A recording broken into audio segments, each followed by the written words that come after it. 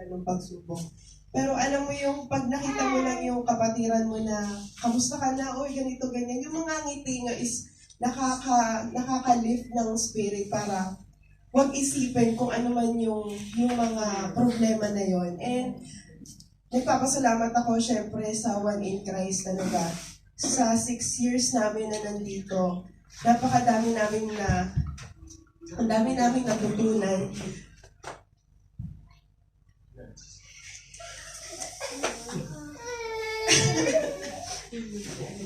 Tapos, sa 6 years na nandito kami sa One in Christ, syempre, dito kami nakakilala sa Panginoon. Dito namin natutunan kung paano lumaban ng, alam mo yan, yung ibibigay mo na lang sa Panginoon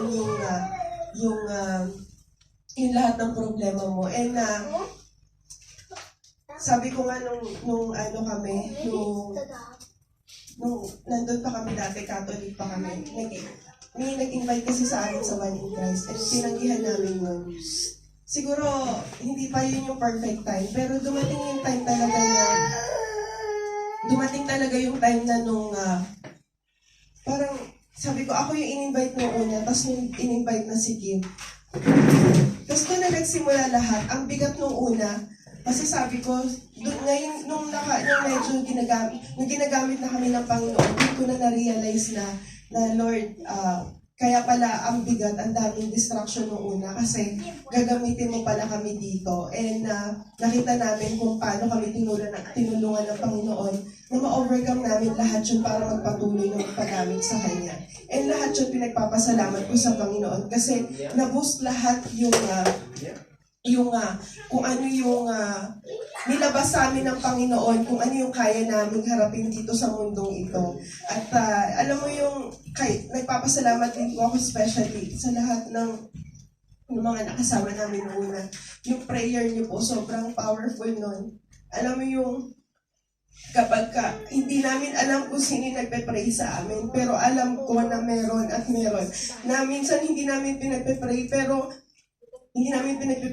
merong mga napangyayari sa buhay namin na maganda kasi yun yung bunga ng mga panalangin ng mga kapatiran.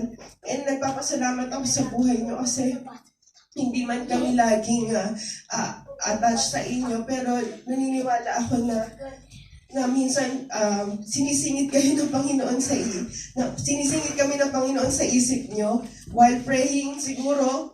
Tapos hanggang sa sinasama nyo kami sa prayer nyo, and napakalaking tulong po nun. Ang dami kong gustong sabihin, pero mamimiss ko yung One in Christ. And thank you din kasi kanina akala ko mag-practice na kami. Tapos may ganito palang ganap. Ayoko talagang umiyak kasi nga pakiramdam ko magbabakasyon lang ako tapos babalik ako, pero hindi na talaga ako babalik. Pero alam ko naman na makikita pa rin naman tayo.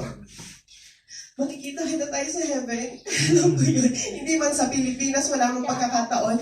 Pero iisa lang ang pupuntahan natin. At nawa, pagpalain kayo ng Panginoon, yung heart ninyo. And alam ko na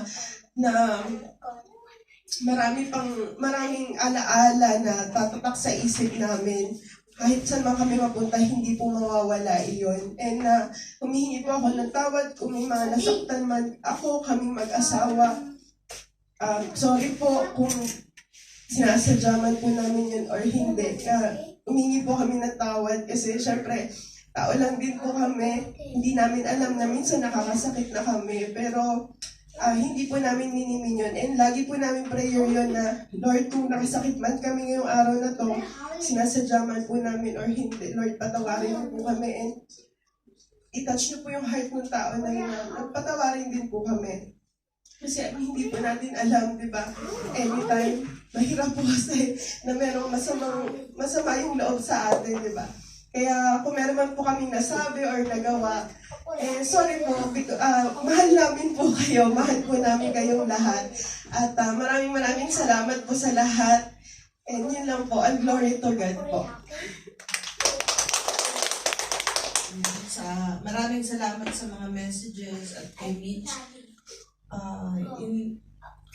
Hinihiling ko po si Pastora na ipag ito yung dalawa. At closing prayer na rin po.